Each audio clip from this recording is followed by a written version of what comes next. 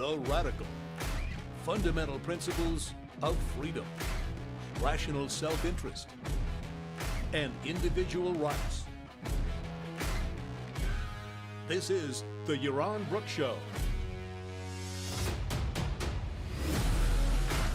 All right, everybody, welcome to Yaron Brook Show on this Wednesday, January 21st. We're going to be talking all things Davos, World Economic Forum, the bastion of the globalists. But there was Trump. All right, so we're going to talk a variety of different foreign policy issues. Again, foreign policy, it's at the top of the news. It's what's happening, and most of the news is coming out of Davos, some out of Iran or out of the U.S. Troops around Iran. And then finally, we will talk about the hearing today about the Federal Reserve, the ability of the President of the United States to fire a board member on the Federal Reserve, and that was in front of the Supreme Court today, with all kinds of potential ramifications. But we'll talk about that briefly, because we'll talk about more when the decision comes down sometime in the future, because who knows now? The Supreme Court doesn't seem to want to make decisions if they might not favor Trump. All right, first, we have to update you on Greenland. I mean, the most important issue, obviously, of the millennium, and it keeps changing. Stuff keeps changing, so where were we? We were over the weekend. Trump saying he was going to put tariffs on Europe unless they gave him Greenland. There was also insinuations that he might use force against Greenland. Today, I think before his speech or during his speech, but very close to his speech, today the European Parliament voted to suspend the trade deal with the United States. Because Trump was going to raise tariffs on Europe starting February 1, Europe said, we're gonna suspend the trade deal that we negotiated with you about tariffs. And then Trump got up and gave a speech. We'll talk about the speech in a little bit, but in the speech, what he said was, I won't use force on Greenland. You guys think I was going to use force, but I won't use force on Greenland. But you should sell me Greenland. You should give me Greenland. We get nothing from NATO. I'm asking you for a favor. Give me Greenland. Everything will be okay. So, he took force off the table. You should have seen the markets. As soon as he said that, stocks went up, bond prices went up, so yields went down, and all returned to sanity in the world, or at least seemingly so. Trump threatened force. That ain't happening. He threatened tariffs. Now, after his speech, and after he met with the Secretary General of NATO, this is what Trump published. So this is as of, I don't know, just a little bit ago, about a half an hour ago.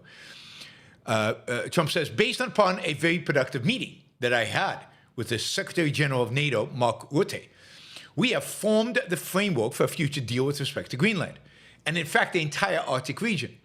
This solution, if consummated, it will be a great one for the United States of America and all NATO nations. Based upon this understanding, I will not be imposing tariffs that were scheduled to go into effect on February 1st. Additional discussions are being held concerning the Golden Dome as it pertains to Greenland. Further information will be made available as discussions progress. Vice President J.D. Vance, Secretary of State Rubio, Special Envoy Steve Witkoff, we'll get to Witkoff later, and various others as needed will be responsible for the negotiations. They will report directly to me. Thank you for your attention on this matter. So, no tariffs now. So Trump is basically back down on the whole thing. They're negotiating. I told you what the negotiations, I think I said this in a past show, what the negotiations would land up being. I mean, Denmark is not going to just give in and give the United States NATO. It's not going to, Greenland. It's not going to sell Greenland. Basically, what is going to happen is some kind of agreement, which exists already in place, but it will be touted as this breakthrough agreement, where NATO is going to join the Golden Dome, maybe Norway and Iceland that are on the Iceland, a country he kept confusing with Greenland during his speech. Iceland, they will participate in the Golden Dome, or maybe they will have more naval bases to control the Arctic. America will have more troops in Greenland.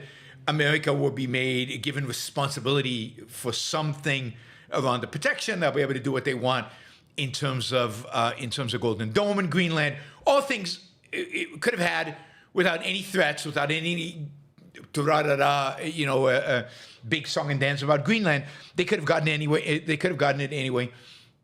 The United States could have gotten it anyway. And there'll be some deal where the sovereignty stays for Denmark, and the United States has an increased presence, an increased use for security purposes.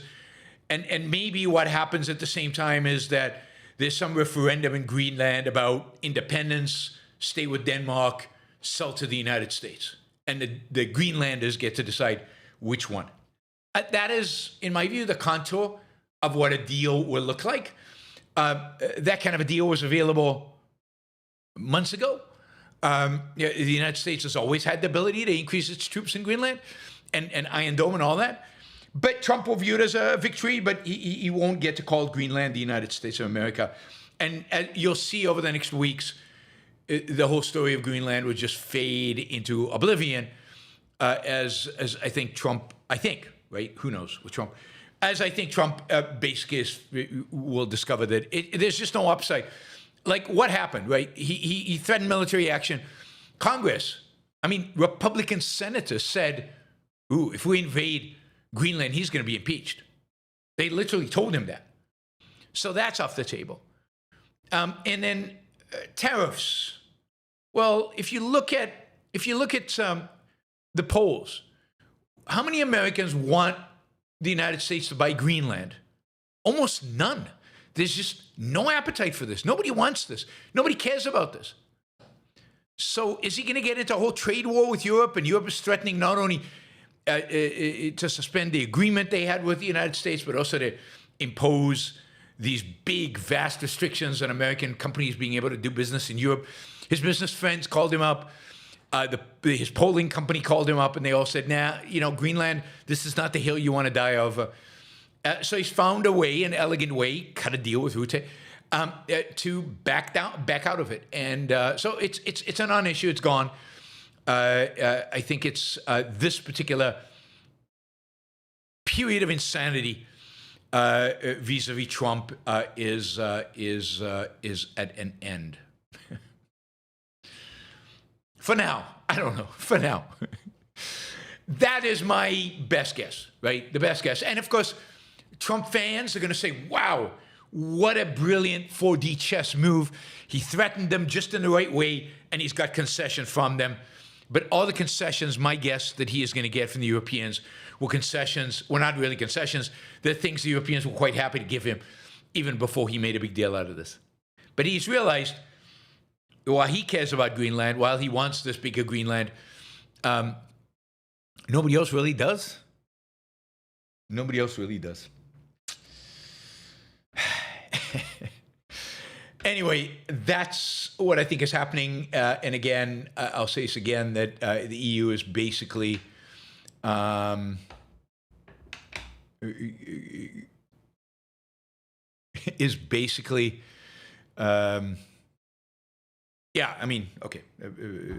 I'm reading this note from Raphael, and it's kind of, all right, it's kind of surprising me. So I told you yesterday, I think, about this thing about EU Inc., where you can sign up sign up on one platform in the EU and get incorporated, and it covers you in the entire EU, and you get all the paperwork done 48 hours, and you get a license to do business. Relatively speedy. New Zealand takes half a day, but 3 hours, I think. But okay, so it's this is a huge trying to get rid of red ink in Europe and trying to increase its competitiveness and get rid of regulations, because regulations are a real barrier to doing this. Anyway, Rafael, who is writing from Portugal, says, you mentioned the EU Inc. proposal that I can tell you that the person who drafted it already had a high dose of Yaron Brook ideas, I know the person. Now, I'm intrigued. I'm really curious. I don't know if Israel's going to send me an email and tell me what this is all about. We're just, I'm going to have to corner him in April when I see him to find out what this is all about. But supposedly the guy who drafted the EU Inc. proposal that has been approved by the European Parliament has some exposure to me. That's good. That's good. I'll take that. All right. Thank you, Rafael. Thanks for letting me know. I like stuff like that.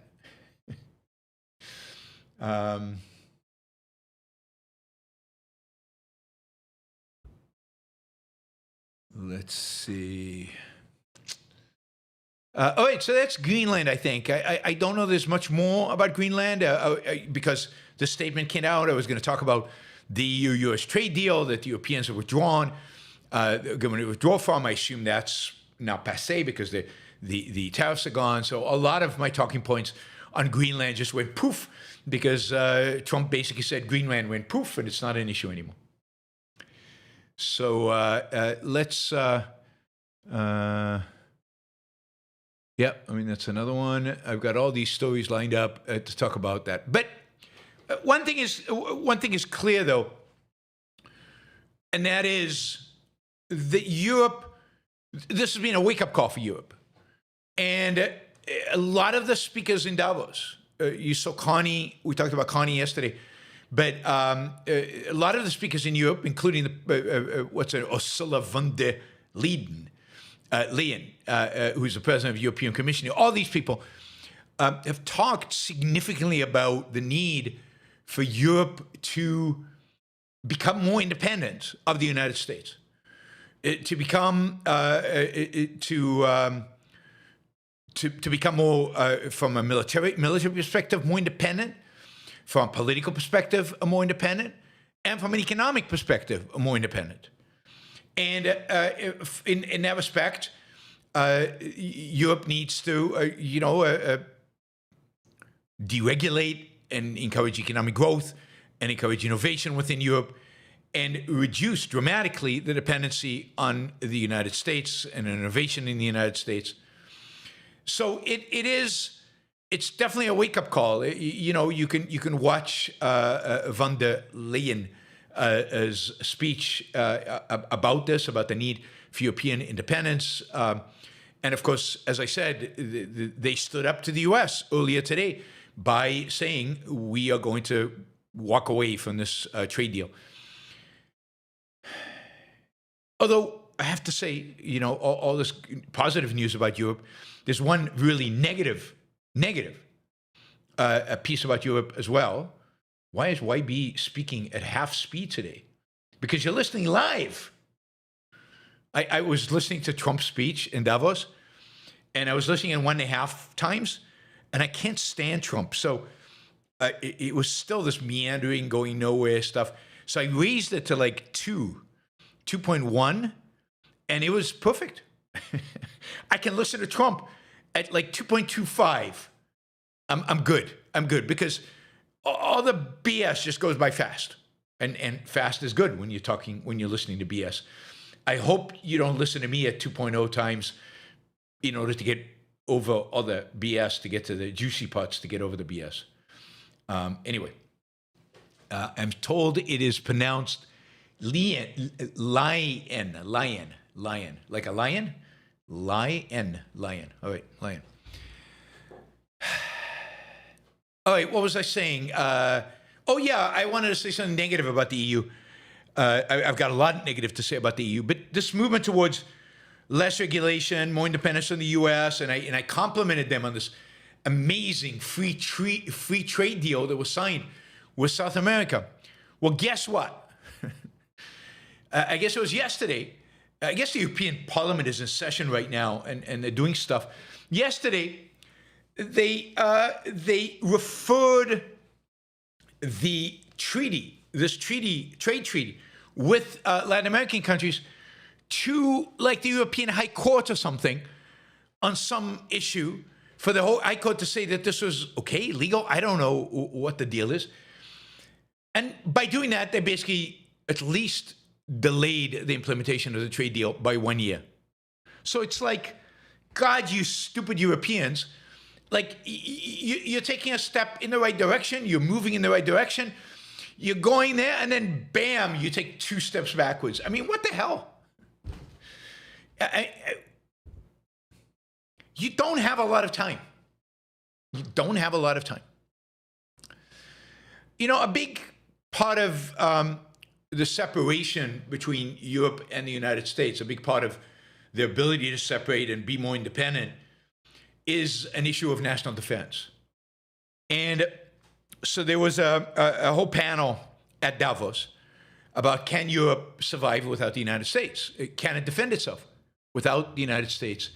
And one of the members on this panel was the president of Finland, who, you know, I'm pretty impressed with when I've seen him in the past, and was impressive on the panel. I thought I'd show you 2 short pieces from that, which I basically agree with in a sense of what he's saying.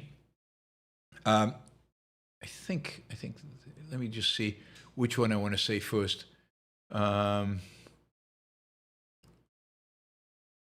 Yeah, I think this is the one. I've got two clips. It's in 2 clips. I'll show you these clips. But basically, he's being asked, can Finland, can Europe defend itself against Russia, basically, without the United States? And this is his answer.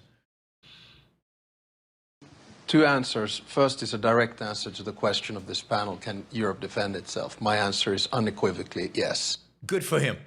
Absolutely, Europe can. And unequivocally yes is the right answer. And it's the answer that Putin needs to hear. It's the answer that Europe's enemies need to hear. So unequivocally yes is absolutely the right answer, not just for propaganda reasons, but because it's obvious. It's obvious. Without the Americans. Without the Americans, I mean... How? Well, look...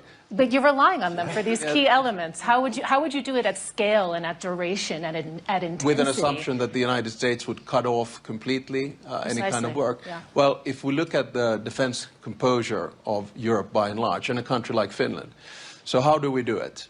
We have conscription. 1 million have done it. We can mobilize 280,000 soldiers within weeks. We have 62 F-18s. Your next question is going to be, do they fly without Americans? No, they don't. But do we trust that they will continue to fly because it's in the interest of America to do so? Yes. We just bought 64 F-35s. We have the biggest artillery in Europe together with Poland. We have long-range missiles, land, sea, and air. We don't have these because we're worried about Stockholm, right? So, the bottom line is that if you ask me the question that can the Finnish military defend itself against a Russian attack, the whole defense posture of the way in which you do it, yes, we can. So basically the answer is Finland by itself could defend itself against Russia. Now, assuming, and he says this, that the United States doesn't cut off spare parts and doesn't have a kill switch on the airplanes. That's the assumption. But short of that, right, without any U.S. help, without any U.S. money, without any U.S. troops, without any U.S. aircraft carriers, without any U.S. planes, just the planes that Finland has and the artillery they have and the soldiers that they have, and put aside conscription, they can defend against Russia. They've done it in the past, and Russia's much weaker today. So yes, they can, and it's time that Europe got itself together, got some spine, got some self-esteem, got some confidence, and said to Russia, we will wipe you out. I mean, other than nuclear weapons, you're toast if you try on us. You're really toast. You can't defeat the Ukrainians, who don't even really have a military, at least didn't have a military when you invaded them. Today they do. They didn't have a military. You think that you can take us on? You have no clue what you're talking about. And of course, we've seen what F-35s can do to Russian air defense systems. We saw it in Iran. We saw it in Venezuela. I mean, It's no contest. What are you talking about, people? No contest. Finland by itself could stop the Russians. Well, it couldn't probably, it's not going to take Moscow, but it could stop the Russians. It's not going to take Moscow partially because the Russians do have nukes. All right, let's listen to this as well, because I think this is excellent as well. Another little segment from the president of Finland describing what they're up against. What is Russia? What's this enemy? Look, what has Russia achieved in the past 4 years? It's acquired 20% of the territory of Ukraine through military warfare, roughly 2%. In the process of doing that, it has provided about 1 million casualties and dead. It has decreased its sphere of influence. You can see the Central Asian countries, you can see the Southern Caucasus detaching themselves from the Russian Empire. You look at the Russian economy right now. If we go with the inflation rates of the 2 first weeks, we're looking at 30% inflation this year, 16% interest rates, zero growth, no more reserves, incapacity to pay the soldiers when the war ends. So I'm more worried about Russia's unwillingness to end this war because they cannot afford to do so than about Russia's capability to win this war because not end this war because they're moving ahead. So let's keep things into perspective. NATO hasn't entered the scene yet, and they have not been able to advance in the past 4 years as much as expected. This war has been an utter strategic failure of President Putin. He increased the size of NATO. He made Ukraine European. He increased the defense budgets of European states. And here we are asking ourselves, shaking, are we able to defend ourselves? My answer is, yes, we are. Look, that is perfect. And really, I mean, you'd think that a speechwriter also listens to you on Brook Show, because that's basically been my line for what? For 3 years, 3 of the 4 years, maybe 4 years. The extent to which basically Putin, this has been a massive strategic mistake for him, and that it has dramatically weakened Russia. And as he said, fewer friends, smaller realm of influence. NATO has expanded. You forget, Sweden and Finland were not. Was it Sweden and Finland? Were not members of NATO before this war. And utterly destroyed the Russian economy. Utterly destroyed the Russian economy. And he is on every single one of those points absolutely right. Absolutely right. What happens when Putin can't pay all his soldiers? Because he has no money. Because the economy is truly in shambles. So does should Europe fear Russia? No, Russia has nukes, but so do the Brits, and so do the French, and Russia has more, but it doesn't take that many. And does Russia really want a nuclear war with Europe? Does Russia really want to commit suicide? I'm skeptical about that. I don't think they do. But I don't know if there are any Finns listening, but your president is cool. I like him. I don't know. I don't know if he's good on other issues. I hope he is, but on probably not, given this Finland. But on this issue, on the issue of national defense, which is a crucial issue, I think he's very good and absolutely right. And I think the Europeans need to stop fearing. And, maybe even at some point go to the Americans and invite them to leave. Because that's what they're going to need. Instead of living under this threat of, we're going to leave you, that Trump and who knows who comes after him will constantly use as leverage against the Europeans. How about the Europeans just say, America, why don't you leave? We're hoping you will continue to supply us with weapon systems. We'll sign long-term agreements around that. We don't need your money, and we don't need your troops.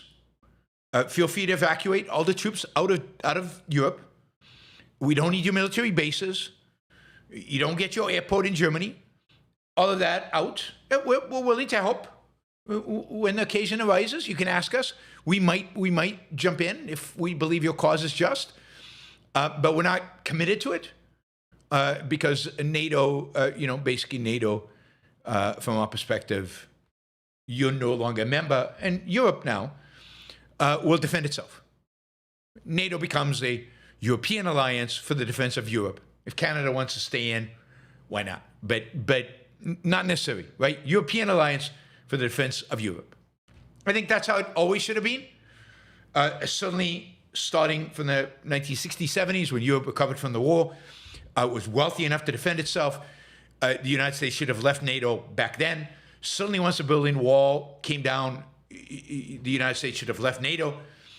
And now it's time for, since the United States wants to keep the option of leaving NATO as leverage over the Europeans, now it's time for Europe to tell the United States, all right, guys, it's time to go. Time to leave. We can take care. We'll take it from here. You did a great job. We'll take it from here. Russia's not that big of a threat. We can handle it. We can handle it. Whether that is actually what happens, I don't know. But that's my advice to Europeans. And since we've got people writing laws at the European Union level who are exposed to my ideas, maybe somebody could get this one across to them as well. I doubt they'll do it. I think they're too cowardly. They're too afraid. I want to give you a quick summary of Trump's speech. I don't think there's anything new, except for the fact that he wouldn't use force on Greenland. But of course, now he's completely retracted, moved away from trying to pressure Greenland at all. So that's irrelevant. But it is, his speech was a typical Trump speech, a little faster than usual, because I was listening at 2.1 or 2.2x speed. But anyway, he starts off the speech, U.S. is the greatest economic success in history. It's best economy ever, fastest growth ever, unbelievable, hottest country anywhere in the world. We were dead, you know this line, we were dead under Biden, and now we're the hottest country in the world. Everybody, everybody loves us because we're so rich. On the other hand, Europe, non-recognizable, not heading in the right direction. And of course, all the problems the United States had and all the problems Europe has today, all those problems, they're really caused by immigration. Immigration has to stop. This is the problem. And of course, we're doing great in Minnesota and in ICE to reverse this. Tariffs have been great. I forced foreign nations to pay us money. I told you yesterday that a study carefully looking at all the tariffs and all the goods that were tariffs shows that 96% of the tariffs are paid by the U.S., by U.S. consumers and U.S. companies. But one thing is very, very true of the speech that he gave at Davos. The truth had no relevance to what he was saying. No worry about the truth. He basically lied throughout, and he made up stuff. I don't think he makes it up. I think he has people make up stuff for him. Like inflation's this number, and he had a number of manufacturing and factory growth and all this stuff, and they're all made up. They're just not true. And somebody makes them up for him because he doesn't actually make up the numbers. So there must be a department of made up stuff for Trump speeches. Yeah, I mean, there's probably a speechwriter probably has some, interns that are responsible for making stuff up. Making stuff up. He's cut federal spending. That's a new one. Where does that come from? Who knows? There's no inflation in the United States. It's under 2%, according to Trump. Factory construction has gone through the roof. Not true. It's actually declined dramatically, particularly if you take out the AI stuff. There's great cooperation with Venezuela. He loves the people in the regime in Venezuela. They're going to make a lot of money. The United States is going to be better off. They're great. No, not a word about changing the regime, not a word about freedom in Venezuela, not a word about the people of Venezuela. He likes the regime. He likes working with them. They're cool. They're great. the United States is creating more energy than any other country in the world. We're building more electricity production capacity than any other country in the world, including, by the way, I didn't know if you knew this. I certainly did not know this. I discovered this in Trump's speech. We are, building massive quantities of nuclear energy. More than any country in the world in terms of energy production. Now, I don't think that's true. By any close measure, the Chinese are way ahead of the United States in terms of producing just the sheer quantity of energy or energy per capita. China's way ahead. Of course, Trump won a landslide election, and they were stolen from him. And by the way, the people who stole it, this was the other big news in the talk. The one was Greenland. The other one was the people who stole the election from it. Prosecutions are coming. So expect in the weeks and months to come that the Justice Department will file against, I don't know who exactly, but against maybe the guy in Georgia, the Republican who stood up to Trump and refused to alter the numbers for him.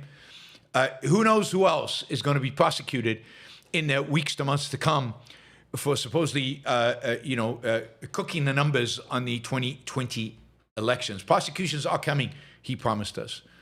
He went to a whole criticism of green policy. That's the other thing about Trump. Once in a while, he's right. He says things that are true. I mean, indeed, he ended his talk with a completely true statement. Now, that statement wasn't him because it's not the language he uses. But he ended the talk with something about, we need to revitalize Western civilization that brought us out of the Dark Ages. I mean, wow. I mean, that could be me. And somebody wrote it for him. And sometimes he reads from the teleprompter. Sometimes he's making stuff up. That was a clearly read from the teleprompter from a speech somebody made. So he talked about criticism of Greek policy. He talks about the bonds with Europe and about his parents being European and how European he is and how much he loves Europe. But Europe is, again, going in the wrong direction.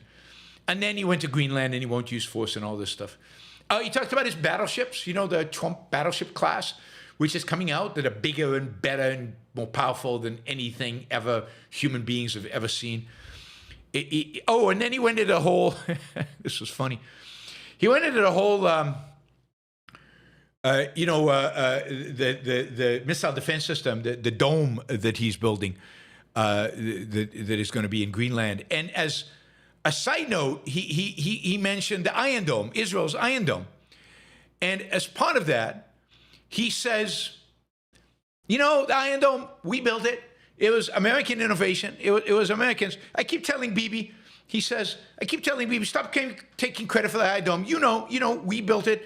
It was an American innovation. It's our Iron Dome. It's not your Iron Dome. It's like, now that one I don't think was in the teleprompter. That was not from his, lies for, made up stuff for Trump to say. I don't think it was from there. I think that he made up on the spot. It's probably something that he's thinking and goes through his mind. But just so you know, because I know in this show, you guys are interested in the truth. The Iron Dome is an Israeli-developed system. Its development was led by a company called Rafael Advanced Defense Systems. A guy named Daniel Gold, an engineer named Daniel Gold, was the most prominent, credited individual leader and driving force behind its creation. He's recognized as the father of the Iron Dome. The U.S. collaborated, no question about that, and certainly funded parts of it that now are going to be used. The research, the knowledge that went into the Iron Dome is not going to be used for, Trump's Gold Dome. But parts of it, but that was once it was developed. It is an Israeli invention through and through. And it's just one of the new, I had never heard this one of the new made up lies that Trump made. Then he talked about F-35s, and then he mentioned the new F-47. And he said, I wonder why they called it the F-47. Of course, he's 47th president of the United States. And he said, if I like it, we'll keep the name. If I don't like it, we're going to change the name. So, I mean, he's funny. You got to give him that. He told the Europeans, and then he went back to Greenland. He said he told the Europeans, I want Greenland. You can give it to me, and that'll be great. And I'll appreciate that. And you can say no, but I'll remember. We will remember. And then he talked about housing and how he's using Freddie and Freddie to buy bonds to lower interest rates, and how he's going to prevent private equity, even the private equity funds that are represented in the audience, because all the big shots from Wall Street are there. They won't be able to buy homes. He's got an executive order to that effect. I don't know if an executive order, I think you need legislation. But anyway, he's got an executive order. And then he said, which is because he wants Americans to be able to afford homes.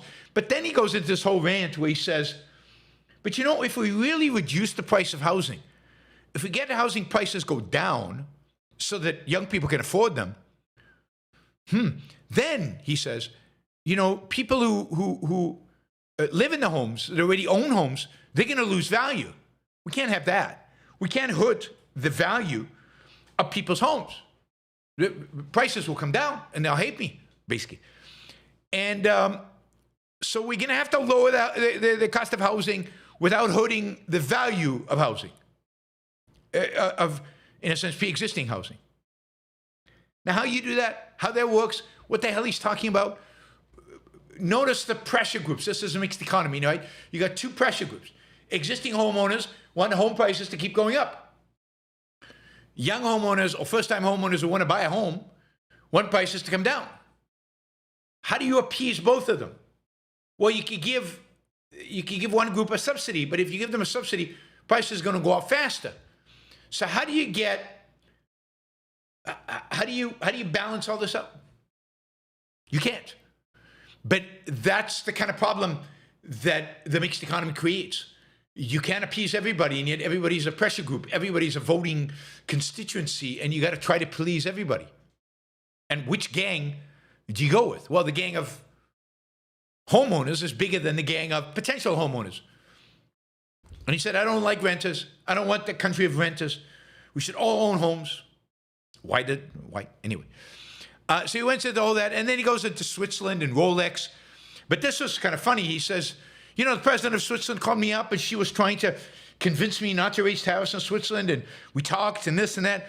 And he said, you know, she rubbed me the wrong way. So we put on 35% tariffs on everything coming out of Switzerland. So American economic policy and trade policy is determined by whether a foreign leader rubs Donald Trump the wrong way. I wonder what rubbing him the right way involves. Stoking his ego, really. That's the stoking, you know, appealing to his narcissism. And I guess the president of Switzerland didn't do it. Shame on her. She cost American consumers. She raised the cost of Rolexes for American consumers significantly. I mean, he said this. I didn't say it. He said she rubbed me the wrong way, and I raised tariffs by 35%. And this is great. And yeah, Swiss don't like it, but you know, America gives all this stuff to Europe. It needs to get some of it back. It needs to get some of it back. I mean, that was basically Trump's speech. So it was a Trump speech. What can I say? A Trump speech. Let's see. What do I want to? So I want to show a clip of one of the people I've come to hate the most within the Trump administration, and that is Steve Witkoff, talking about Iran. And he is, of course, in charge of all peace negotiations in the world. He is our envoy to Iran, and he is our envoy to Israel, and he is our envoy to Ukraine, and he is our envoy to Russia, and he's our envoy to now to the negotiations about Greenland. He is the one guy that Trump really trusts. Now, Witkoff has vast, significant business interest with the Qataris. Not surprising. One could argue he's in the pocket of Qatar. But I don't know that, but he's certainly got big business interests. But he is, and I know why Trump relies on him so much, because he's like a mini Trump. He's got the same kind of mentality of Trump. It's all transactional. There's no principles. There's no ideas. There's no really caring. It's just transactional. And you can cut a deal with anybody about anything. So he is on the stage and he's giving a number of different interviews, and they're all really, really bad on a lot of different topics. But this one was particularly striking, and what was really striking was the commentary afterwards. The woman commentator afterwards was another one who must be listening to Yaron Brook Show, because she said basically everything I would have said. I mean, she was really good. So I wanted you to hear her as well. But this is Witkoff about Iran and the prospects around Iran and what might be happening. So let's see if we can see this. I hope there's a diplomatic resolution. I really do. There are 4 issues: nuclear enrichment, missiles. They have to cut back on their inventory. The actual material that they have, which is roughly 2,000 kilograms, and the proxies, of course. So 4 issues, he says, right?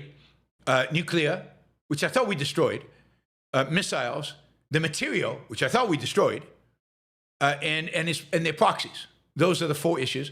But he wants a negotiated solution. What about the Iranians on the street? Roman Viking asks. I mean, what about them? Iranians on the street? Why would Witkoff care about them? I think if they want to come back to the League of Nations. Come back to the League of Nations. Just bring them in. Why not? They just killed 20,000 of their own people. If we can come to an agreement on those 4 issues, they're welcome back. Why not? Let's have them negotiate. We can negotiate anything. If we can solve those 4 problems diplomatically, then that would be a great resolution. And I think the alternative is a bad one. So the alternative is a bad one. Isn't this just isn't this just insane? I mean, this guy's but this is the American stance. And we'll talk about it in a minute, because America's building up a lot of weapons outside of Iran. But Witkoff is saying, no, we'll negotiate. We're negotiating. He actually said in another interview, he said, maybe this one, but he said something like, yeah, I was hoping to meet the foreign minister of Iran here and negotiate and start talking. Talking. We got to negotiate. It's all negotiation. Now listen to this woman. I don't know, Emily, I guess her name is. She's badass. I think she's Israeli, although she doesn't have an Israeli accent. I think she's an Israeli. I think she works for, what's her name? Emily? Let me see. Yeah, I don't know. I think it's, anyway, she's an Israeli. I don't know who exactly she is, but listen to this. I'm holding you back here, but Emily. No, first and foremost, the thing that stands out to me most is the fact that he named 4 things, 4 major problems, and they aren't problems with the Islamic Republic, but he did this within 24, 48 hours of at least now 16,000 Iranians being massacred in the streets. Are the people, the citizens of this country, not a factor in any way whatsoever in this equation? I mean, the inhumanity to sit on a stage and say something like that. Oh, if this regime, which is completely illegitimate, wants to come back to the League of Nations, then we can make that happen. Why?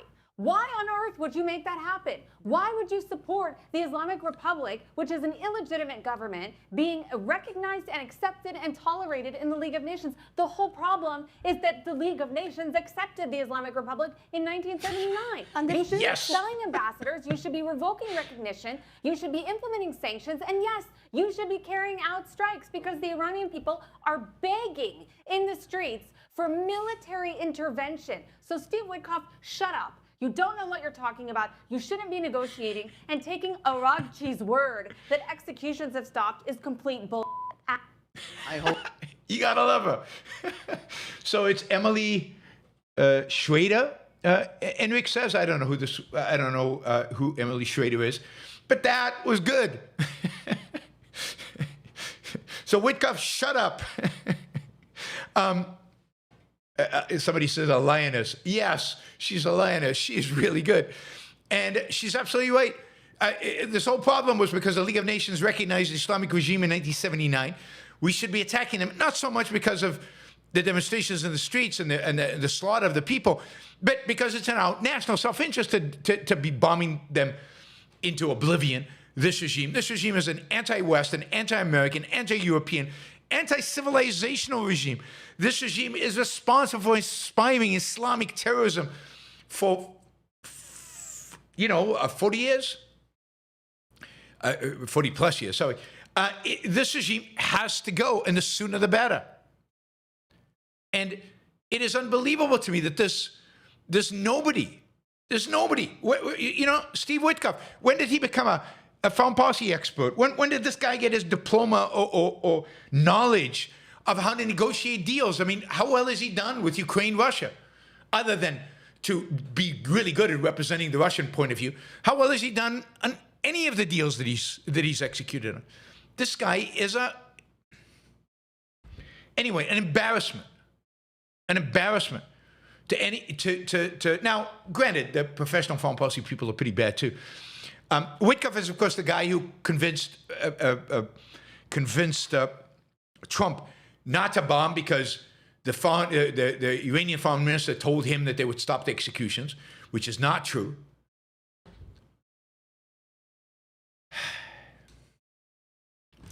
Anyway, while this is going on, I guess the good news is, although I think this is all posturing, the good news is that while this is going on, the United States is moving significant assets to the Middle East and positioning them in striking distance of Iran. The aircraft carrier group that left Southeast Asia is within 48 hours, I think, of reaching striking distance of Iran and positioning itself probably somewhere in the Arabian Sea. With it, of course, with this aircraft, there's a whole carrier group and a bunch of air defense systems. Also being positioned in the Middle East, in Europe and the Middle East, refueling aircraft that can refuel F-35s and other U.S. aircraft, positioning them so that they can attack, if necessary, can attack Iran. In addition, supposedly, there's an airlift going on of air defense systems into the Middle East. You know, those Patriot missiles and what is it, THAAD, T-H-A-A-D, the THAAD missiles, all of that is being sent to the region in preparation for a potential U.S. attack on the Iranians. And of course, now I think this is mainly posturing. While Steve Witkoff meets with the Iranian foreign minister and negotiates.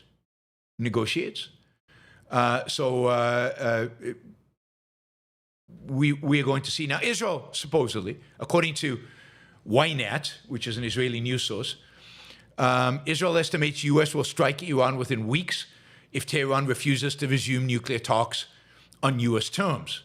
So again, the U.S. is angling for a diplomatic resolution, not for regime change, but a diplomatic resolution.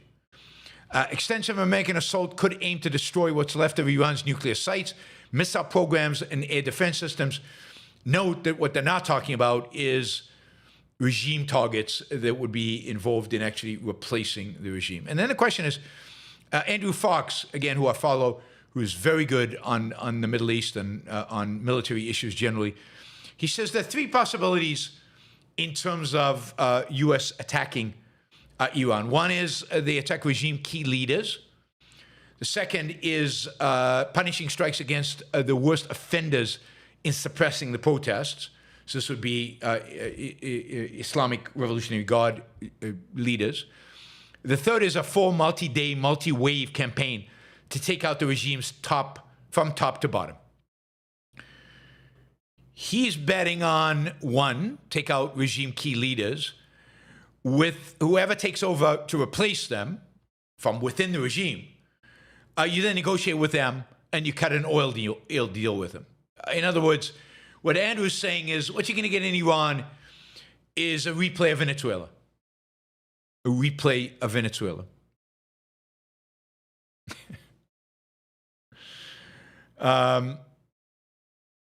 So it's Andrew calls it, this is the kind of a strategy that's called dopamine hit and social media war strategy. Not regime change. Remember that Trump posted this on January 2nd. This is now 19 days ago. If Iran shoots and violently kills peaceful protesters, which is their custom, the United States of America will come to their rescue. We are locked and loaded and ready to go. That was a long time ago. So now it seems like the assets are on the way. The USS Abraham Lincoln and its battle group, I guess 72 hours, not 48 hours away from being close to Iran. Of course, you've also got equipment has been moved to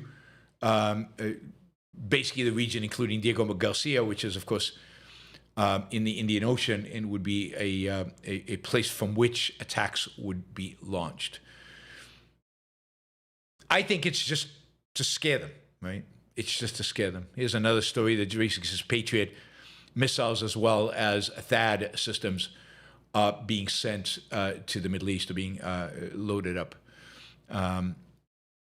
Also, there are lots of stories about Iran. There's a document that's been released online. Again, no verification, and I doubt it's true, that the Trump administration has come to an agreement with the Syrian regime that are busy slaughtering Kurds and releasing ISIS, that they will take those ISIS fighters.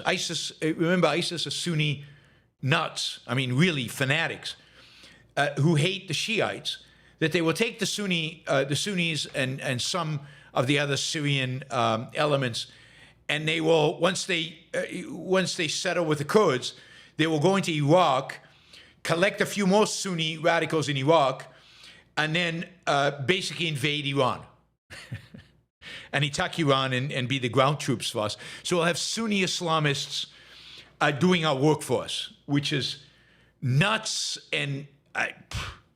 But I don't really believe it. I know that American foreign policy is a disgrace, and I know they're crazy, and I know that what they do is often irrational, and Trump is at the head, so who knows? But on this one, it just seems unlikely. Also, stories are coming out of Iran that say several hundred officers from the Islamic Revolutionary Guard have now defected, both from the Guard and from the Basij organization. Although these are all mid-level and even junior ranks, there are at least a new and interesting phenomena of people, they're refusing orders, and they're leaving their posts. And what we need now is senior officers, and so it's hard to tell what happens next. Again, Israeli news is reporting about all these airplanes coming in and to the Middle East, and all the U.S. is beefing up its presence in the U.S., and they are optimistic about a U.S. attack on Iran, but they were optimistic about a U.S. attack on Iran last week, so it doesn't mean that much. What else do we want to say? Yeah, Ukraine, there's not a lot new to say other than Witkoff in his interviews, again, is kind of, Trump in his speech, one of the sections I skipped, said, Russia's, sometimes Putin wants peace and Zelensky says no, and sometimes Zelensky wants peace and Russia says no. A complete moral equivocation. No blame on Russia for starting the war. Nothing. And Witkoff is asked about, I think it was Witkoff, or maybe it was Trump. They were asked about Russia bombing Kiev and bombing, millions of people in Ukraine right now. It's a bitterly cold winter in Ukraine right now, and there's no power. And they asked about that. And it was like the response was, look, it's a war. These things happen in war. This is what happens. Both sides are bombing each other. It's a war. What can you do? And it's like just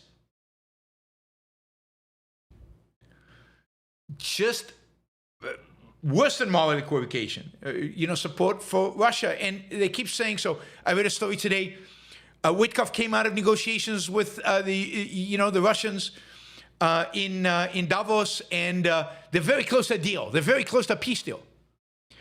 And then you read the foreign minister of Russia saying, we want all, we want all of Eastern Ukraine. We want Odessa. We want all this stuff. We're not going to give an inch. We're not our demands have been the same since the beginning of the war. We're not changing one iota. But America has established this pattern last few days, last few years, last few months, however you want to, depending on the administrations, basically backstabbing its allies backstabbing its allies. So it wouldn't be surprising if they're just backstabbing Ukraine, and ultimately Ukraine is going to have to fight it alone. Another reason why Europe should indeed go it alone and separate itself from the United States and support Ukraine to the fullest extent possible and get rid of this Russian menace once and for all. All right, shifting gears somewhat, not completely, but shifting gears to the attempt by the Bush. God, where did Bush come from? Of the Trump administration, another president I hated. What can I say? I'm a hate-filled guy. I hate all the presidents: Bush, Obama, Biden, Trump, all of them. Anyway, the Trump administration is trying to get control over the Federal Reserve. Trump said in his speech he wants interest rates lower. He wants to drive interest rates low. That's his goal. And to do that, he needs to, he needs to get rid of Jerome Powell and replace him. We talked about that, and there's this indictment or investigation into Jerome Powell right now going on.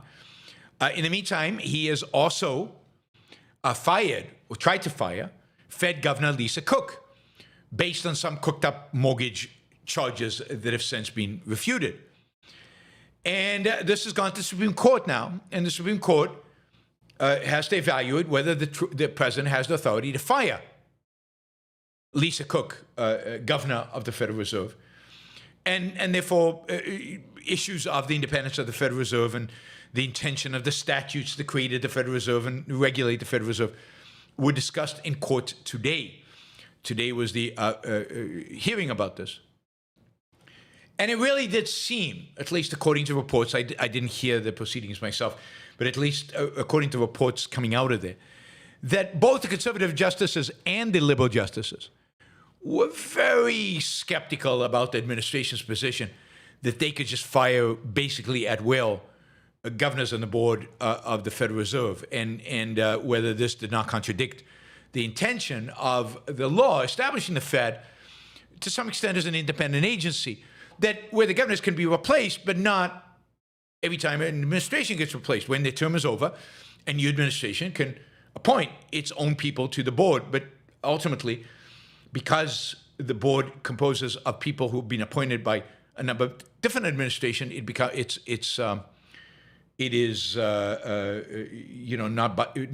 partisan, or not overly partisan.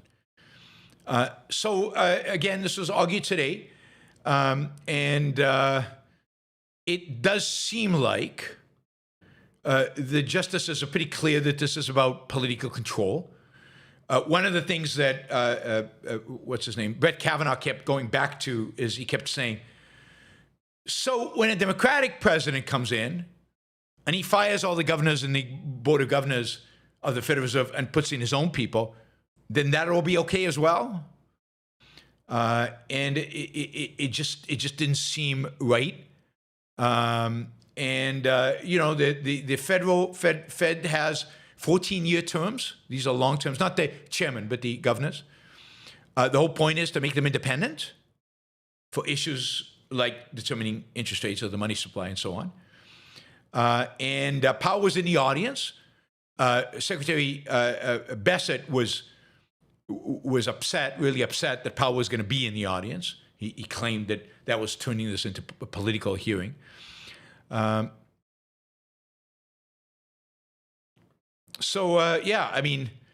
Kavanaugh was very skeptical. If you get Kavanaugh skeptical and Amy Coney Barrett seemed to be skeptical, I don't know that Trump has enough justices to rule his way. Based on arguments that appeared today, I'm curious about what some of the other justices had to say, particularly Gorsuch. But I wouldn't be surprised if the court overturns the Trump administration's decision to fire Lisa Cook, and therefore takes a stand, a little bit of a stand on the independence of the Fed. I just have to mention one more thing, God. One more thing about Davos, from Davos. I forgot to say this in my little spiel about Davos. Lutnick is there. Lutnick, whatever you want to call him. Secretary Lutnick, Commerce Department should be shut down, should be closed, should be sent home. Anyway, this is what Lutnick said at the World Economic Forum. The Trump administration and I are here to make a very clear point. Globalization has failed the West and the United States of America. It is a failed policy, and it has left America behind. That was the message. That was the message. It's pretty, it kind of contradicts the data. Since 1990, the era of globalization, if you will, real GDP per capita in the United States has gone up 68%. Real median wages have gone up 34%. Infant mortality has come down 42%. Life expectancy has gone up 4 years.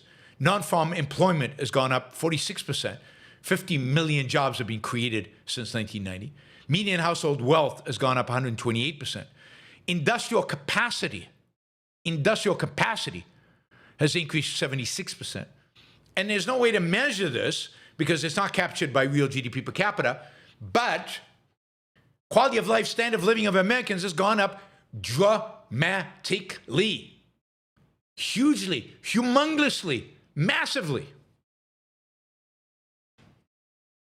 Globalization is a massive benefit to the United States, has been a massive benefit to the United States. And these people are just, again, lying. They make stuff up. Now, maybe they believe it, but they believe a lie. They believe a lie that was started, not by the right, a lie that was basically the talking point of the left. You remember the the World Trade Organization's meeting in Seattle in 1999? The massive demonstrations by leftist groups against free trade. The riots. It was an unmitigated disaster.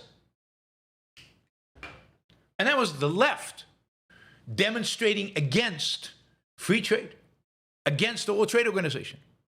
And the right, oh, no, this is really good for America. They were right. And yet we now have a political spectrum that is all left. On economic issues, all left. They've taken all their talking points. I mean, capping credit cards, which Trump mentioned in his Davos speech, stopping private equity from buying homes, using Fannie and Freddie to buy mortgages, all of that straight out of the left playbook.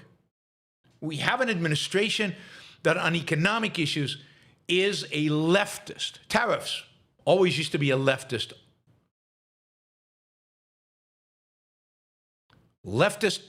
talking points. We have a left and a left-right. But they're all left in the end.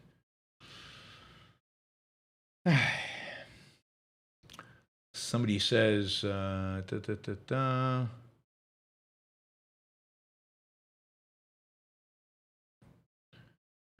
All right, let's see. Thank you. That is the news for Wednesday, January 21. And I will be back with more news tomorrow. Tomorrow's Thursday. Tomorrow we'll be back to the regular time, 2 p.m. East Coast time. I'm hoping that will also happen. That will happen on Friday. So both days, hopefully, will be back to 2 p.m. East Coast time. All right, let us turn to the Super Chat. I will remind you that this show is funded by viewers like you. Without you, the show doesn't happen. So please consider supporting the show. We've got 150 people watching. A bunch of you should do stickers. Stickers, wouldn't take that many people doing a sticker to get us to kind of our targets. So please consider doing that. Ask questions. Questions are great because that way you get to shape the show. You get to determine what I talk about. Challenge me. Jump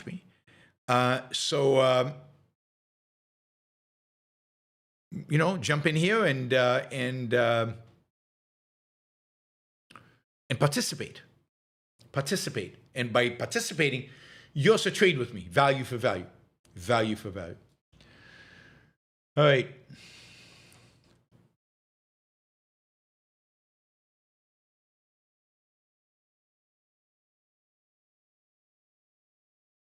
Let's see. What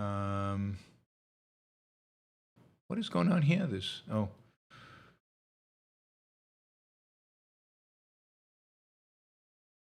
right. Remind you of our sponsors. We will be in Porto, Portugal. And Rafael is going to be there, I think. I assume he's going to be there, coming up from Lisbon, for a conference in April. It's going to be fantastic. I will be there. I hope you guys will come as well. It'll be a lot of fun. We'll spend a weekend talking about objectivism and hanging out. A lot of time for socializing. A lot of time for seeing Porto and enjoying what Portugal has to offer.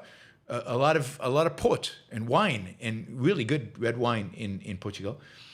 And you will, some of you, if you're under 34, you can actually apply for a scholarship. And, and if you're over 34, you can get a discount. Actually, all of you can get a discount if you want to pay. It's basically 26 YBS 10. You get a 10% discount. So join us. You can find all the information you need at aynrand.org/start here. aynrand.org/start here. And then we've got Alex Epstein, who is the number one authority in the world on fossil fuels, on energy, this whole electricity thing, nuclear power, all of this that Trump was talking about. If you want the truth, the data, Alex is the guy. Hopefully we'll have Alex on the show in the next few weeks, months, and you can ask him about all of that. And then, all right, we'll do those two. We'll do the other two tomorrow.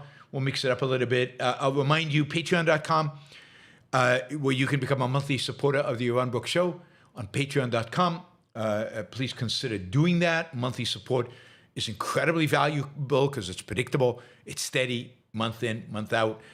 So please consider that. You can do it at $2. You can do it all the way up to $1,000. At a $10, you get the audio only, like the podcast version of the show on whatever podcast app you want to use without any advertising.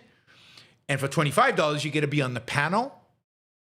And you also get to be like live video on the AMA, which is going to be this coming Saturday. If you sign up now for $25, you'll still get to go to be at the AMA on the video panel. And $25 also gets the members only shows in audio form. All right. So go to patreon.com and sign up. You know, I just want to say this before we get to the questions. You know what nobody seems to be talking about in Davos? And what even Trump, in his talk about immigrants, doesn't talk about. Nobody talks about this. And it's stunning to me. I mean, everybody talks about an immigration problem. Or people talk about a culture problem. European culture. It's under attack. And places unrecognizable. But nobody has the balls. Nobody has the courage to name the problem. And of course, it doesn't fit the agenda to name the problem. Because Zurab has it absolutely right. The problem is not immigration. The problem is not the decline of culture in Europe, although there's a real problem of the decline of culture of Europe that makes this problem possible, that facilitates it, that allows it to grow. But the problem is Islamism. And nobody will mention Islam. And that problem is what links Europe to Iran and what links the United States to Iran. And that's why, by the way, there is no immigration problem in the United States. There isn't one. I'm sorry. All of you people really upset about illegal immigrants in the U.S., who the F cares if they're working and producing? If they're criminals, deport them, arrest them, send them to jail. I don't care. But almost all the people being deported are not criminals. And the people arrested in that Mexican restaurant in Wilmar were not criminals. They were waiters or cooks or line cooks or whatever. And the problem in Europe is not unrecognizable. It's unrecognizable because Europe won't assimilate its Muslim population, and because some of those Muslims are Islamists, out and out, want to bring Sharia to Europe. And because of the European welfare state, many of them don't work. So yeah, I get it. If you don't work, get deported. I have no problem with that. Who the hell wants deadbeats? Our immigration system should be based on work. I've described my ideal immigration system for the world as we live in it today over and over and over again. I won't do it again. But Islamism is the problem. By the way, I don't like American deadbeats either. Maybe they should be deported. Or maybe we should just suspend their food stamps, welfare payments, free health care through Medicaid. I mean, the solution to the problem of deadbeats is getting rid of the welfare state.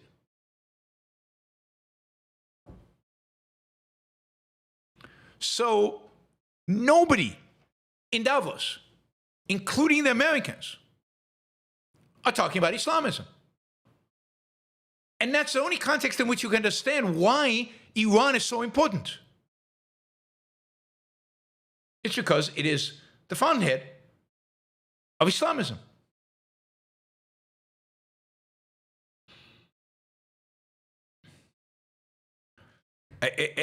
You know, I had to say that because it's just mind-boggling, right?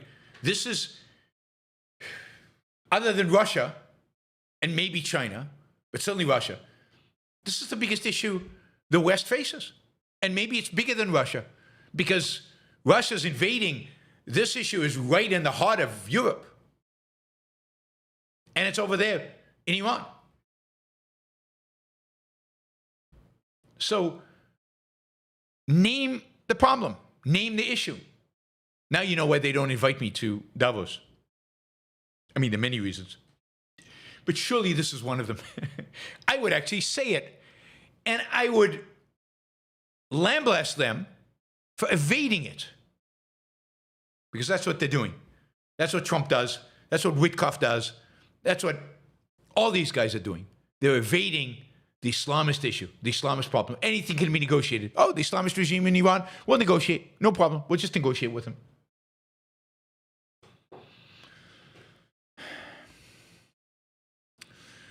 Jack, thank you for the sticker. Really appreciate it. Roland, thank you for the sticker all the way from Switzerland. And Bonnie, thank you. And Jonathan, thank you. And Mike, thank you. And real Daniel Wellington, thank you. And Arum, thank you. Yep, thanks guys. Really appreciate the support. Keep coming because we're still way short. Try to make it 20 or above questions because I've got a lot of 10, 5 kind of questions, even 2. And we really we need to get to our numbers.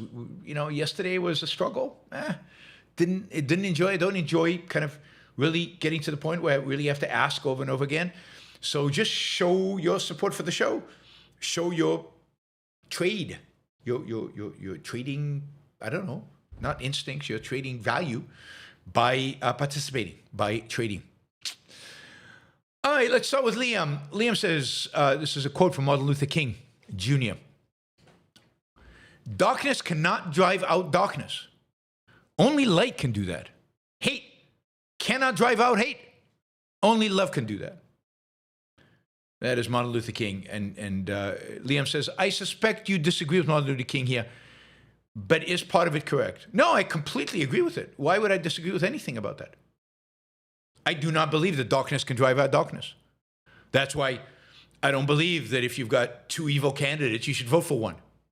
Or the solution to one evil is another evil. It's not.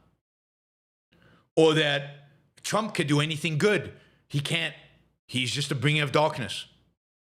So even when he does something that appears good, ultimately it won't be good because he's the bringer of darkness. Hate cannot drive out hate. Hate cannot drive out hate. I mean, that's not a statement that one shouldn't hate.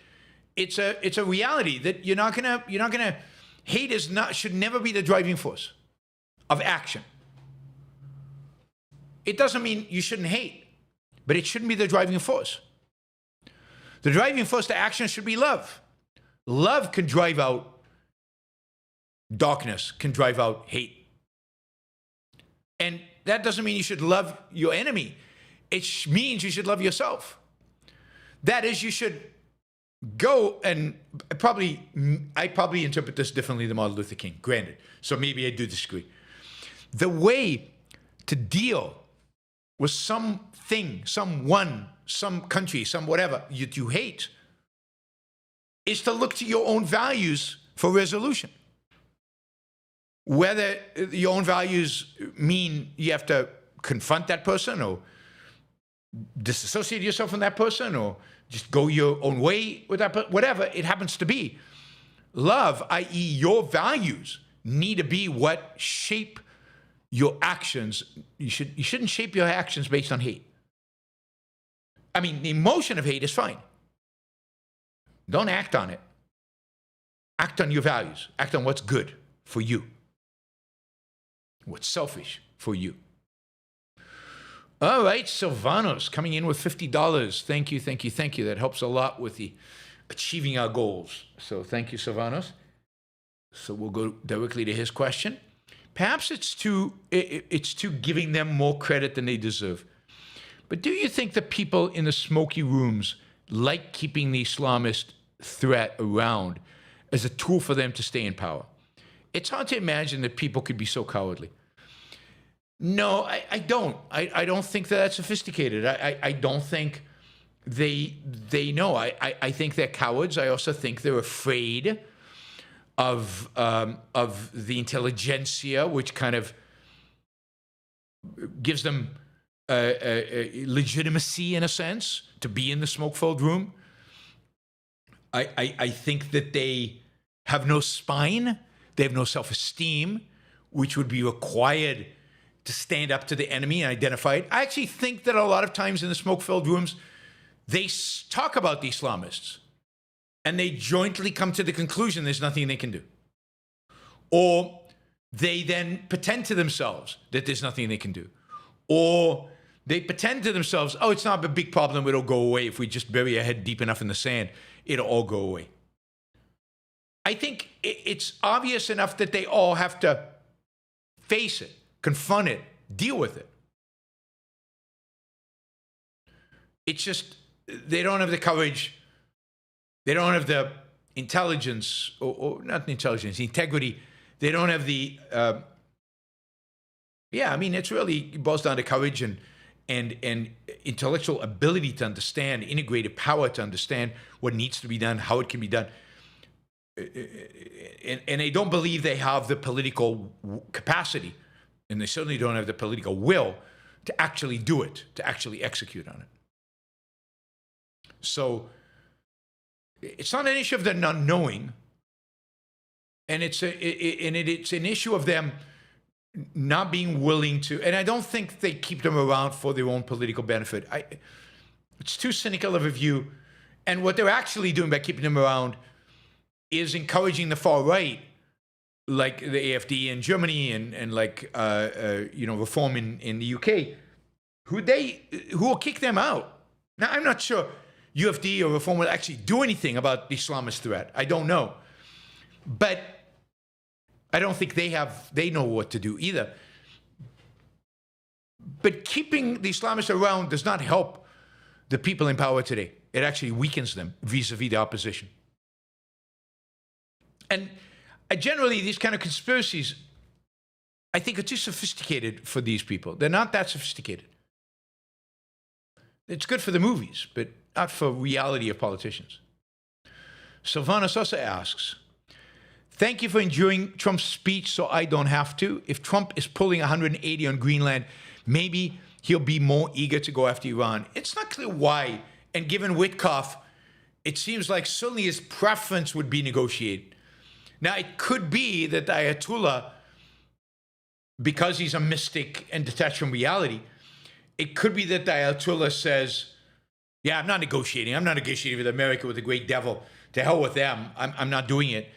And as a consequence, of them, of not negotiating with America, kind of forces Trump's hand. But I think Trump will try to negotiate if he can. Trump is this far away from stabbing Israel in the back. In a sense, what is allowing to happen in Syria right now, what he's encouraging, not just allowing to happen, encouraging to happen in Syria, is stabbing Israel in the back. So, I'm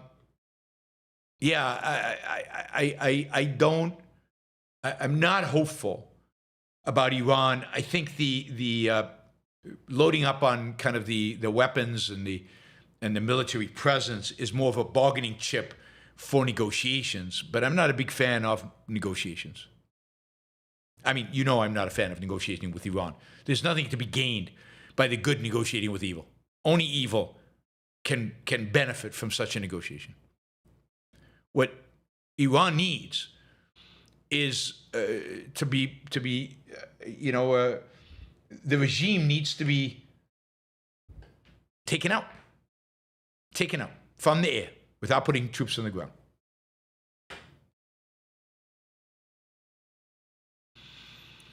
So I think it's evil to negotiate with evil. I think it was evil of Israel to negotiate with Hamas.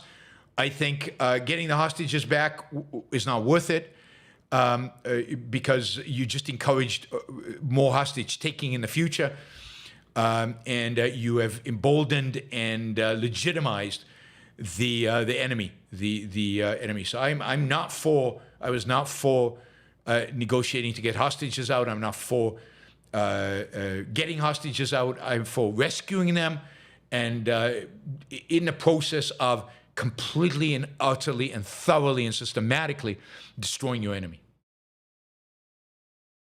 And I've been consistent about this from October 8th, from the day after the horrific massacre happened. Remo says, Sherman or Patton, who would you pick? Well, I mean, this one's a little tough because Sherman was sane and Patton was not. But when it really comes down to it, if what we're doing is grand scale war, there's no question in my mind.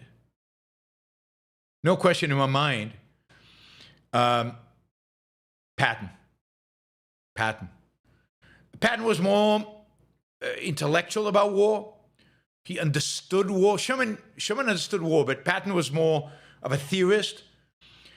Patton also fought a modern war, at least modern, relatively speaking. Sherman was still horses, right? I mean, so I would trust Patton much more in an environment like we have today. Remember, Patton fought the Germans and eviscerated them. I mean, it wasn't even close. Patton could have ended the war 6 to 9 months earlier. I mean, Patton is a genius of warfare, even though he was insane. I mean, nuts.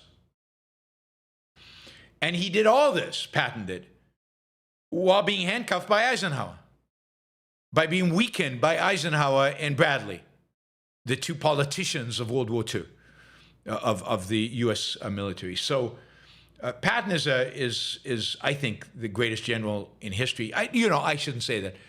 I'm not qualified to make that statement, but from what I know, and Victor Davis Hanson, who I think is a very good military historian, bad on other stuff, but military historian, he's good.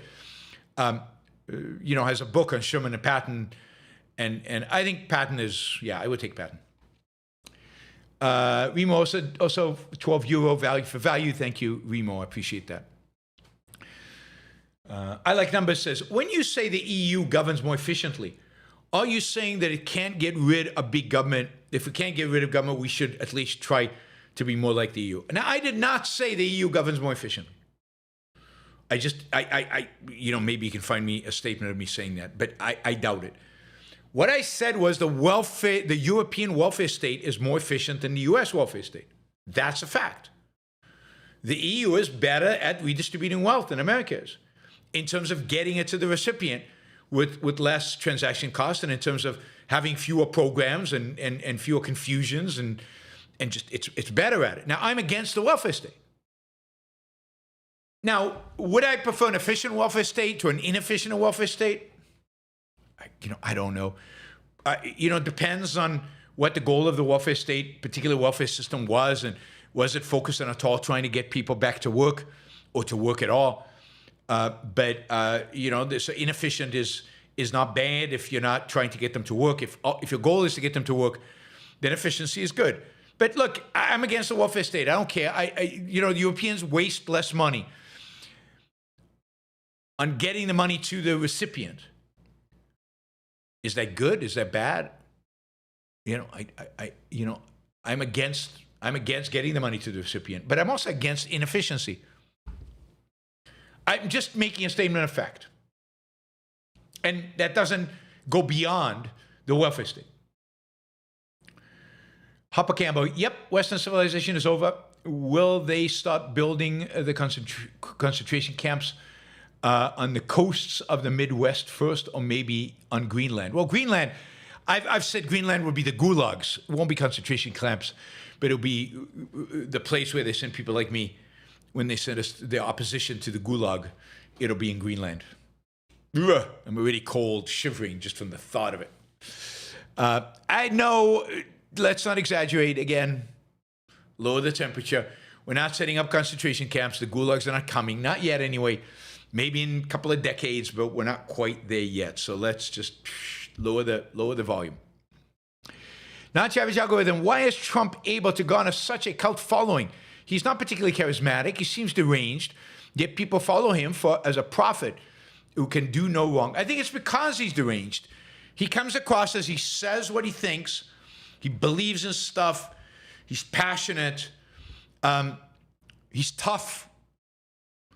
He's willing to say, I have some enemies in this room. And hey, Macron, what was with those glasses yesterday? Why were you wearing those sunglasses indoors? What's up with your eye? He's willing to say stuff like that. People love that. And that makes them think he's genuine, that he's honest. But he's not. He says whatever comes into his mind. That's true. In that sense, he's genuine.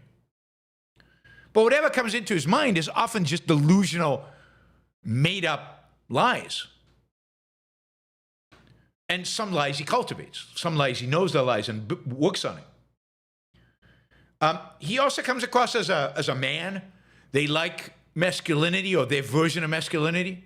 I mean, when the tape came out about Trump grabbing women by the you-know-what, I thought, I was very naive in those days.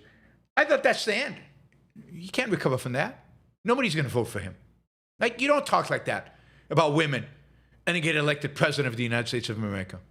I thought that did him. Nope. They loved him, including women. I don't get it. I don't understand it. In my view, that is a disgusting thing to say that makes you disqualified. If one of my employees said that, I'd fire them. I'd fire them.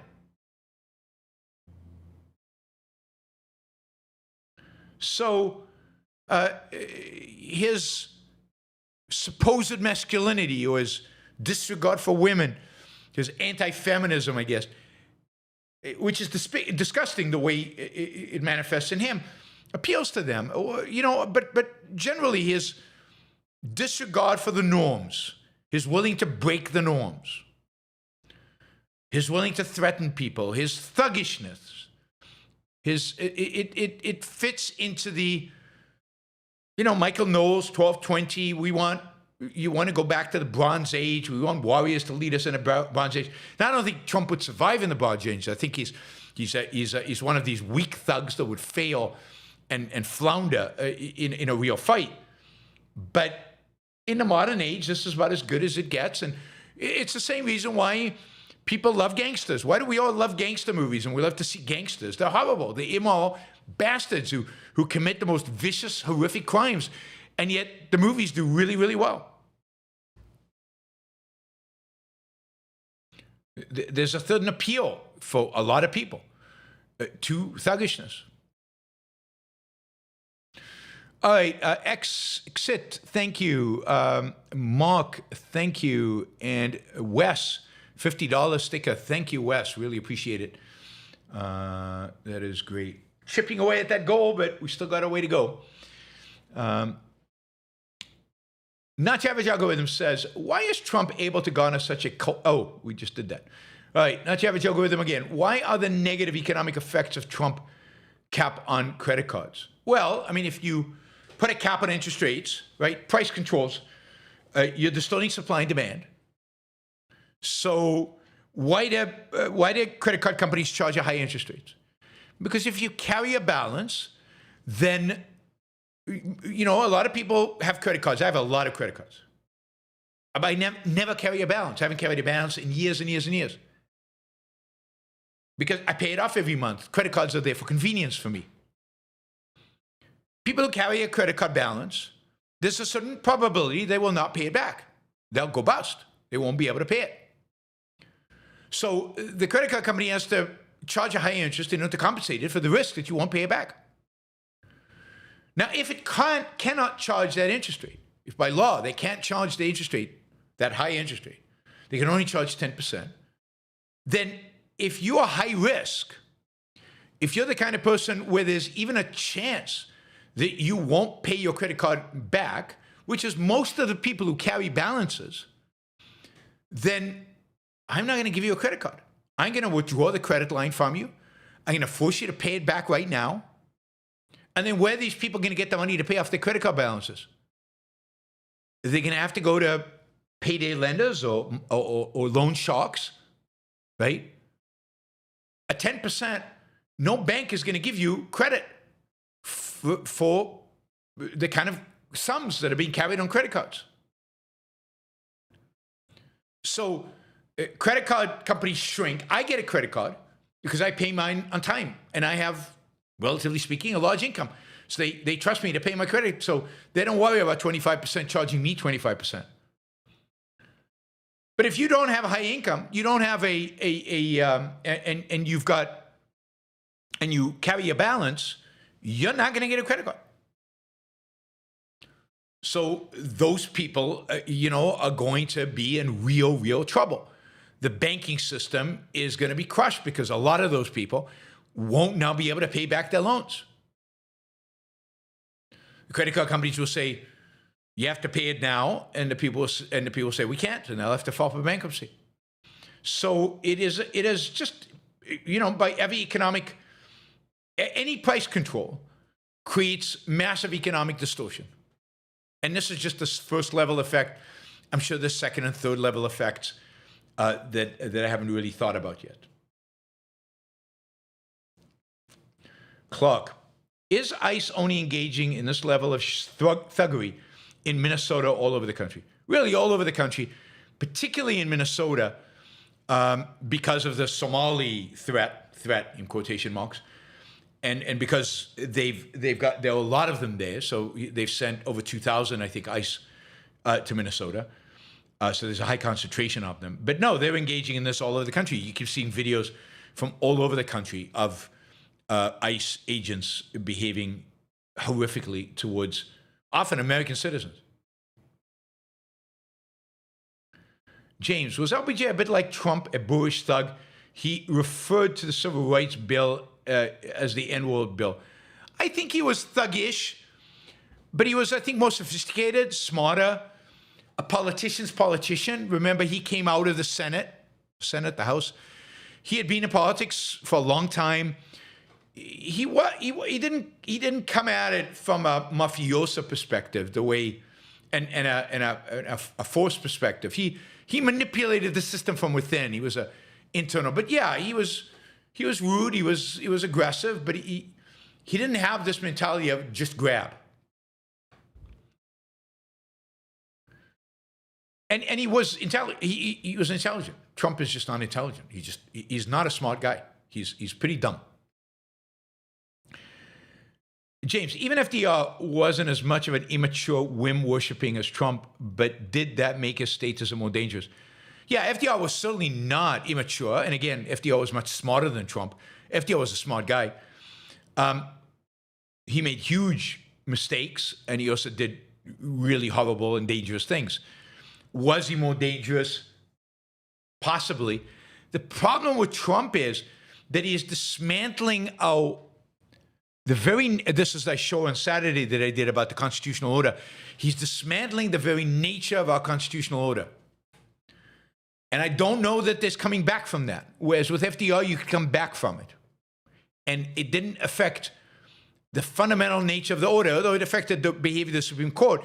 It didn't like change the checks and balances and to too large of an extent. And I think with Trump, it's shattering all of that, which just makes it much worse. Anem, are you for international laws superseding U.S. law? No, I don't believe in international laws at all. I don't think there should be international laws. You can have treaties that the government signs and need to be approved by Congress, but I don't believe in international law. I don't believe in the Geneva Convention. I don't believe in any one of these kind of, and I don't think the U.S. should have signed the Geneva Convention. But I certainly don't believe in international law, like a court system and laws that restrict you. There's no enforcement mechanism and there's no standard. Where's the international constitution? There is none. So by what standard do you pass international laws? The whole concept of international law is I think, defunct. Paul, Trump seems to have given up on Greenland, yes, as soon as Europe stood up to him. Yeah, I mean, he's a bully. What do you do with a bully? You stand up to him, and they almost always fold. The way you deal with a bully is you don't, like Europeans have, you don't grovel before him, you don't compliment him, you don't play with him. You stand up to him and say, stop it, this is stupid, get over it. So, Paul says, like, any bully gives up when challenged. Absolutely. And I don't know why people don't learn this. John says, Emily Schrader has a Wikipedia page. Yeah, I'll check it out. And I'm right, she is an Israeli-American journalist. She's a TV anchor at ILTV. All right. Hopper Campbell, Nick Fuentes and a group of popular social media personalities just did a white supremacist rally. We are witnessing public Nazi glorification, and it's dangerous. I don't think it was a rally. I think they went to this nightclub. I mentioned this yesterday, where Kanye's song about Hitler was played, and they went and they sang along with it, and they did the whole thing. And then afterwards, what do you call them? Some of the people there tried to distance themselves from the Nazis, but yeah, it is very dangerous, but it is what it is. And you have to fight it. And I encourage you to keep on fighting it. We're almost done with questions. There are 5 more questions left. I encourage you to support the show. We're still about $175 short of our second hour goal, and we're well into the second hour. So please consider coming and supporting the show. We got 176 people watching. Oh, and $176 down. So $1 a person. It's a trade. value for value. I produce these shows. I offer them for free on the internet. And the way I fund this, can't do it for free. I'm not that rich. Can't do it for free. Is you guys support me. You guys offer to support through stickers and through super chats and through patreon.com. And that's how I can afford to do the shows for free.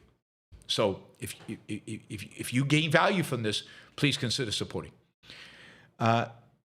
Smeezing.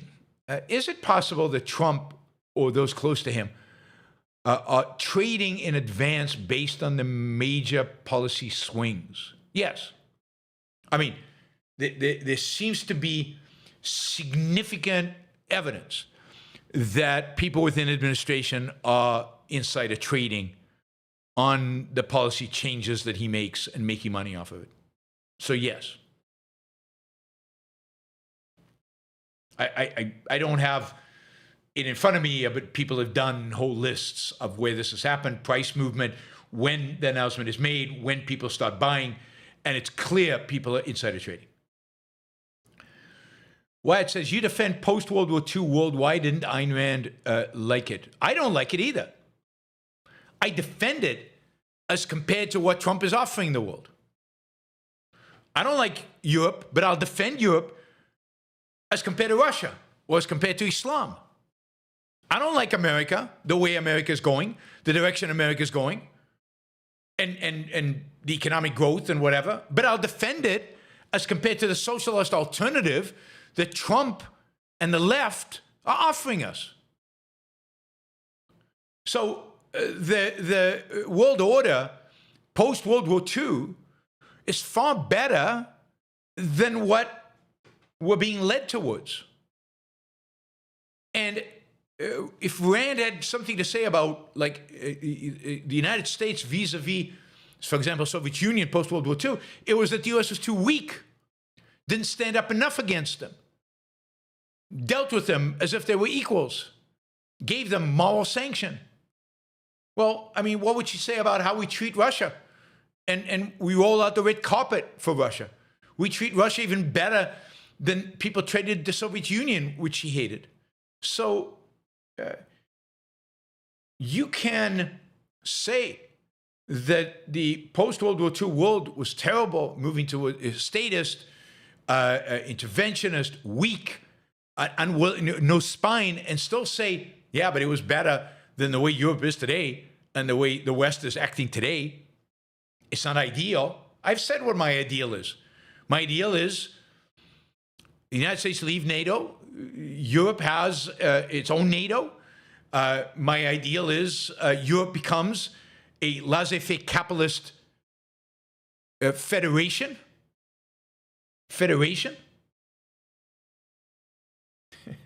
Why am I compared? Why is your attitude towards the world today being compared to how Dagny and Reardon act in a novel? It's a novel. God, wake up. And by the way, Dagny is constantly defending the world. It's why, I don't want to give it away, but why she doesn't do what Gold wants her to do. Why is she doing that? Because she's defending the world. You got to start thinking. I know it's hard, but you gotta use thinking. You gotta look at the world, and Trump sucks. He's moving us in the wrong direction, and saying, I'd rather he not move us in the wrong direction, even though where we were before was bad. Where he's taking us is worse. Why is that hard for people to get? If things could be 10, they're 4, and Trump is moving us to 1, why wouldn't you say, yeah, I'd rather be 4 than a 1, and in order to get to 10, I probably have to be at 4 to get us to 10, and 1 makes it very difficult for us to get to 10. Dagny and Hank didn't have Wyatt says, at what point did Dagny and Hank defend the world? What the hell? Of course they defended the world. It's why they stayed in the world to work. It's exactly their era, but it's a novel. And they didn't have a show where they comment on daily news daily.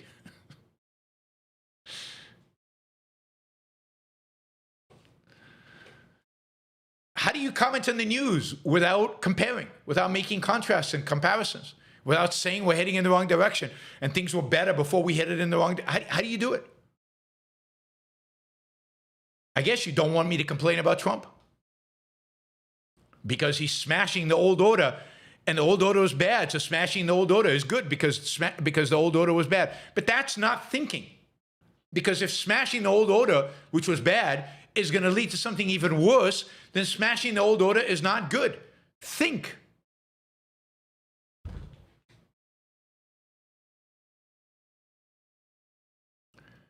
The Oceanist. Jumping into this late, but I just saw Trump is no longer pushing tariffs over Greenland. Now certified out of the deal moment. Yeah, we talked about that already. So he's back down. There's a deal in the making. I described what I thought the deal is going to be. You can listen to the show. At the beginning of the show, I describe all that. So, yes. Linda, Genesis Part 1 of Quinn Coder's epic novel series is free until midnight tonight on the Big A bookstore, Amazon bookstore. Thanks, Yaron. Great show. Appreciate you. Yeah, check out Quinn Coder's Genesis Part 1, which is on my shelves. I'm going to get to it, I promise. Linda says, spot on about American deadbeats and criminals. Let's focus on the real problem. Yeah, deadbeats and criminals, wherever they happen to come from. Some of them come from this country. Savannah says, like the show. Thanks, Yaron. Yeah, don't forget to like the show. Subscribe. If you'd like to get notified about future shows, it'd be great for you to subscribe. Make comments. Yeah. Roman, should republics cut diplomatic ties with countries like Russia, China, and monarchies in general? Yes, in my view. But that is an articulation of my entire approach to foreign policy, which, you know, it would take us a while for me to articulate. But yes, I believe that free countries should cut diplomatic ties from unfree countries, and certainly from countries that they define as enemies. And for example, Russia. I think it's bizarre that we have diplomatic relations with Russia while we're, I don't know, funding Ukraine, bombing Russia, whatever, right? It doesn't make any sense. Ukraine fighting off Russia. So yes, I think diplomatic relations should be cut. Alexis, Trump was confused between Iceland and Greenland in a speech today. Do you think there's a chance he might invade the wrong island? You know, luckily he has generals who probably can actually read a map. But yes, on a number of occasions, not once, several occasions, Trump talked about Iceland when he meant Greenland. And imagine if Biden had done that and how the right would be flipping out right now. And how, you know, he's losing his mind, he's not coherent, he's not here. A number of occasions he used Iceland instead of it. So, but that is Trump. That's who we have. Thank you, Linda, for the sticker. Thank you to all the super chatters and the stickers and everybody else who listened. I appreciate it. I will see you guys tomorrow. Yeah, have a great rest of your week, and look forward to talking to you tomorrow. Oh, Richard came in quickly with a question. Trump has more earned respect than any other president. Too many people have too much faith in him. Oh, sorry. Trump has more unearned respect than any other president. Too many people have too much faith in him. I agree with you. And it is faith, because it ain't based on any evidence. So it really is faith. I agree completely. Thank you. Bye, guys. I will see you. Actually, you know, Iceland is this little island and Greenland is this massive space. Iceland has more people than Greenland. Iceland is more populous. I mean, the main city in Iceland, the one city in Iceland, the only city in Iceland, has more people in it than all of Greenland. And Iceland is just a speck. So I will see you all tomorrow. Bye, everybody.